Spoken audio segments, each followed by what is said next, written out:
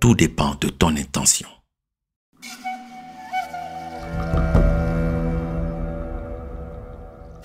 Ta vie compte.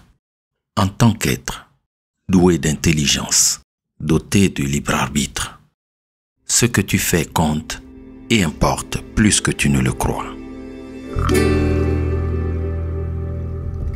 Que tu sois jeune ou adulte, que tu exerces un métier modeste ou que tu sois le dirigeant de toute une nation, que tu te dises que ce que tu fais est insignifiant ou que tu estimes que ce que tu réalises dans ce monde est grandiose, le principe est valable pour tout un chacun. Chaque pensée, chaque émotion, chaque action que tu réalises modifie la ligne de temps dans laquelle tu existes. Chaque acte que tu poses modifie la trajectoire que prend ta vie. Tout ce que tu penses, ressens et poses comme acte a un impact. Tout ce que tu fais compte. Et c'est ce que nous allons voir dans cet enseignement. Sois très attentif parce que le message de ce jour te sera très utile pour savoir comment transformer ta réalité. Et pour ne pas perdre l'opportunité de continuer à apprendre pour améliorer ta vie, abonne-toi à la chaîne car je publie au moins un enseignement chaque semaine. Chaque pensée, chaque émotion, chaque action qui émane de toi modifie la ligne temporelle qui se dessine entre le jour de ton arrivée dans ce monde et le jour où tu en partiras. C'est la ligne de ta vie. De ce fait, il n'y a pas de petite ou de grande action. Que tu te dises que ce que tu fais est négligeable, ou au contraire, que tu t'imagines que ce que tu fais est exceptionnel. Le principe est le même. Tout ce que tu fais, à ton petit niveau, a un impact sur le tout. Pourquoi? Parce que derrière chaque acte, il y a toujours une intention, l'intention qui te pousse à agir. Et voici le plus magnifique. L'intention est une énergie qui se propage à travers l'univers. La manière dont cette intention entre dans l'univers est similaire à ce qui se passe lorsque tu jettes une pierre dans un bassin d'eau, un étang ou un lac. Les ondes, les vagues que provoque la pierre ont un impact sur tout le mouvement du plan d'eau. Ainsi, chaque pensée, chaque émotion ou chaque action est une énergie qui se propage à travers l'univers. C'est la loi naturelle dite de la transmission.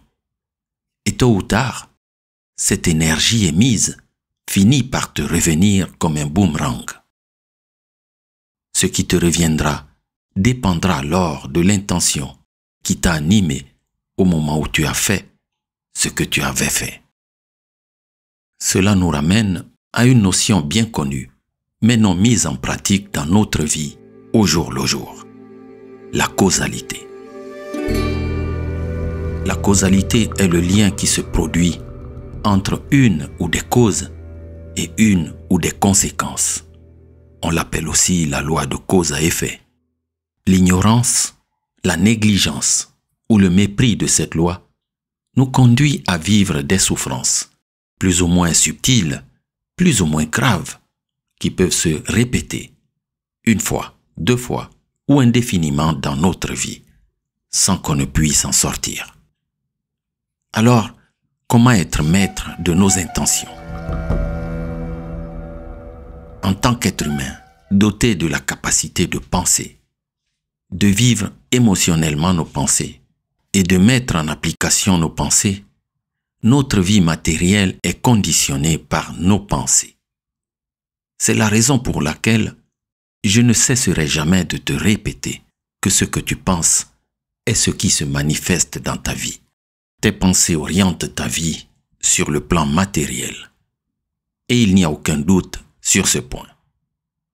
Pour que tu comprennes facilement le mécanisme, je t'invite à noter quelque part, à l'écrire sur un papier ou dans les commentaires, et à l'afficher plus tard dans un endroit bien visible, ce que j'appelle le triptyque d'une vie maîtrisée.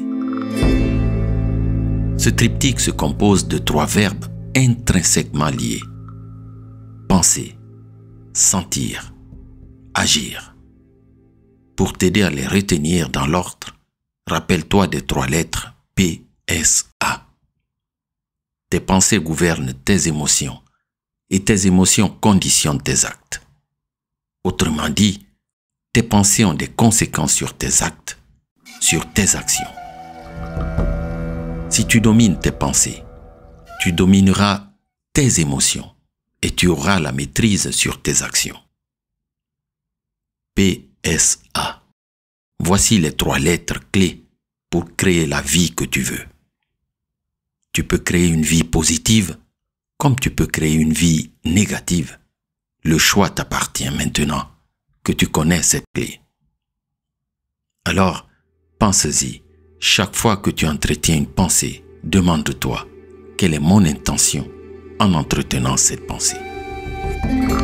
Peu importe ce que tu as créé auparavant, si tu deviens conscient à partir de ce moment de l'importance d'agir, de vivre de manière intentionnelle, de manière attentive à tes intentions, tu accèdes à une autre notion qui est celle de vivre une vie responsable. Une vie responsable est une vie assumée qui n'est plus appréciée sur l'angle du hasard ou de l'erreur. C'est une vie où désormais ce que tu fais est cohérent avec ce que tu as pensé. N'est-elle pas belle une vie comme ça? N'est-il pas merveilleux de pouvoir te libérer d'une vie perturbée par l'approximation, par l'à peu près? Une vie de regret permanent. Si je savais, si j'avais su. Écris sur ton carnet ou dans les commentaires, je veux vivre une vie responsable, une vie assumée, une vie où je me trompe moins, une vie où je suis cohérent avec moi-même, où mes actes et mes émotions sont en accord avec mes pensées. Une vie responsable est une vie que l'on vit de façon éveillée. On n'est plus dans la fascination trompeuse ou l'hypnose aveuglante. On est dans une vie consciente. C'est une vie où tu sais et où tu es parfaitement conscient de tes actes et de la source dont ils proviennent. Cette conscience doit te suivre partout. Elle doit te guider avec un questionnement profond basé sur le pourquoi. Pourquoi je fais telle chose? Pourquoi je dis telle parole? Pourquoi j'écris tel commentaire? Quelle est mon intention quand je fais tout cela? Quelle en sera la conséquence dans ma vie? Qu'est-ce que je récolterai en semant telle graine, telle idée, tel message? Tout dépend de ton intention. Quel que soit ce que tu as fait par le passé, quel que soit ce que tu as pu causer, des heures, des jours, des mois ou des années en arrière, lorsque tu découvres l'incroyable pouvoir de ton intention sur ta vie, alors je peux t'affirmer que c'est toute ta vie qui prend une nouvelle trajectoire, car elle devient un champ d'intention consciente dont je maîtrise les causes et les effets. Tu arrêtes de croire que les choses arrivent par hasard. Ta vie prend du sens. Il devient plus évident pour toi d'accepter que tu es la cause des effets qui se manifestent dans ta vie. Vivre une vie responsable, une vie dans laquelle les pensées, les émotions et les actes sont alignés, est une question qui va au-delà de la simple morale. Il s'agit d'une vie dans laquelle tout ce que tu réalises est fondé sur une intention. Si cette intention est pour le bien de la collectivité, de la communauté, le bien de l'humanité, l'impact est simplement merveilleux. Celui qui aspire à vivre une vie consciente, une vie d'éveil, doit particulièrement veiller sur ses intentions, sur ses pensées, car ces dernières auront un impact sur sa vie et celle des autres. Un exemple qui me vient à l'esprit et qui peut parler à tout le monde aujourd'hui est celui des commentaires sur les réseaux sociaux. Lorsque tu commentes, tu es le seul avec ton téléphone et parfois seul dans ton coin. Cette facilité de pouvoir commenter librement et isolément, d'envoyer des messages dans un espace où on pense qu'on est le seul maître à bord, peut faire oublier que ton commentaire sera lu par d'autres consciences. Or, le résultat de ton commentaire dépendra de l'intention qui t'a animé au moment de commenter. On sait tous que les conséquences d'un commentaire peuvent varier en fonction du contenu de celui qui l'écrit et de la situation de celui qui le lit. Certains commentaires peuvent causer des dommages à la réputation ou aux relations sociales d'une personne, tandis que d'autres peuvent être inoffensifs. Les commentaires peuvent être de l'ordre de la diffamation ou de la menace et faire tomber leur auteur dans l'illégalité. Celui qui vit en conscience, en responsable, en éveil, sait à quel point il est important de réfléchir à 2 fois avant de publier un commentaire sur un réseau social, car les conséquences peuvent être imprévisibles et potentiellement graves ou bénéfiques. Celui qui connaît le pouvoir des intentions et qui met des intentions positives dans son commentaire engendre des effets positifs sur le lecteur. Par des encouragements, on peut aider l'inconnu qui lira à améliorer l'estime de soi et la confiance en soi, à augmenter son sentiment de connectivité sociale en l'aidant à se sentir moins seul, à permettre aux gens de partager leurs expériences et de se sentir compris par les autres. J'espère que tu réalises la puissance que peut avoir le simple fait de poster un petit et bon message sur un réseau social avec de bonnes intentions. Mais tu as toujours le choix de faire le contraire. Un deuxième exemple, c'est celui d'un sourire aimant, émis avec l'intention positive d'aider les autres. C'est le type de sourire qu'on peut donner à une personne triste, à une personne malade, à une personne désespérée. Ce sourire aimant peut avoir un effet positif sur les personnes qui le reçoivent, en les faisant se sentir accueillis, animés et en sécurité. Il peut améliorer leur humeur et augmenter leur sentiment de bien-être et de bonheur. En tant que signal social de bienveillance et de chaleur, ils peuvent aider à détendre les gens et à les mettre à l'aise dans les situations sociales.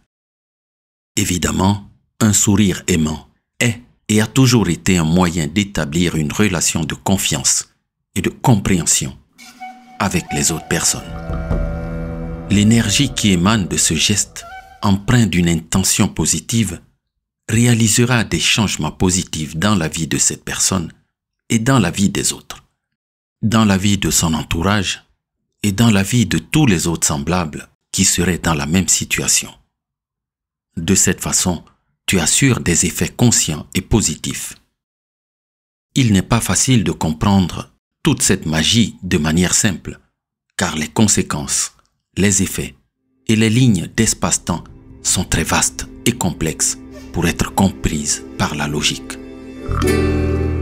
Si justement tu es une personne qui n'est pas très convaincue de cette approche, alors au moins prends conscience qu'agir de manière consciente et à travers des intentions d'amour, dans tout acte, aussi petit soit-il, transforme également ton énergie et te fait te sentir bien, te sentir heureux avec toi-même. Et ce formidable bénéfice est suffisant pour pouvoir commencer à mettre en œuvre cette connaissance et tu verras vraiment que nous vivons dans un univers sensible aux fréquences. Chaque intention positive, chaque pensée positive que tu construis est une fréquence de bien-être que tu émets. Tes cellules détectent cette fréquence et c'est tout ton organisme qui s'en trouve inondé pour fonctionner harmonieusement. Par exemple, il est bien connu que les personnes qui ont une attitude positive et qui sourient souvent ont tendance à mieux gérer le stress et avoir une meilleure qualité de vie. Les études montrent également que sourire peut améliorer notre humeur et celle des personnes autour de nous. N'y a-t-il pas là des indicateurs qui prouvent que le sourire a des avantages pour la santé mentale et émotionnelle? Alors, si tu veux commencer à transformer ta réalité, à partir de ce moment, simplement sois conscient de tes pensées, de tes émotions et de tes actes. Mets-y les meilleures intentions. Rappelle-toi que notre état intérieur et extérieur sont étroitement liés et que les changements dans l'un auront des répercussions sur l'autre. Ce qui est au-dedans est comme ce qui est au-dehors. Ce qui est en bas est comme ce qui est en haut. Et ce qui est en haut est comme ce qui est en bas pour faire les miracles d'une seule chose. Nous avons étudié cela, le fameux principe de la correspondance, dans notre enseignement sur le texte de la table d'émeraude, écrit par Hermès Trismégiste, retrouvé dans le livre du secret de la création. Ce principe se manifeste et s'applique partout dans l'univers, sur les divers plans de l'univers matériel, mental et spirituel. Rappelle-toi de l'attitude très sage qu'eut Socrate le jour où un homme vint pour lui raconter comment son ami s'était conduit. Le sage, conscient de cette grande vérité, s'est demandé à lui-même avec quelle intention dois-je écouter ce que cet homme a à me dire sur mon ami. Et pour cette raison, avant que l'homme ne commence à déballer son ragot, il l'arrêta et lui demanda: « Ce que tu désires me raconter sur mon ami, est-ce quelque chose de vrai, de bon, ou qui va me servir à quelque chose dans la vie ?» L'homme répondit non. Alors, Socrate dit en souriant: « Si ce que tu as à me dire n'est ni vrai, ni bon, ni utile, je n'ai vraiment pas intérêt à ce que tu me le racontes. Et je te conseille même de l'oublier. » Nous avons vu cet enseignement sous le titre de la parabole des 3 tamis de Socrate. Ainsi, cher ami, tu peux te rendre compte de la façon dont nous pouvons utiliser la connaissance apprise ce jour dans notre vie quotidienne, instant après instant, moment après moment, pensée après pensée et action après action. Deviens maître de tes pensées et connecte tes intentions à l'amour, à la joie et au bonheur. Tu verras ta réalité ressembler au beau monde dont nous rêvons en diffusant la fédéralitude. Merci beaucoup d'avoir écouté. Je t'envoie beaucoup de lumière. Si tu as apprécié l'enseignement du jour, partage-le généreusement. Laisse-nous un commentaire et n'oublie pas de t'abonner. Que celui qui renouvelle les mondes à chaque instant soit toujours la source inépuisable de ton inspiration. C'était ton ami Josébert sur Fédéralitude la communauté.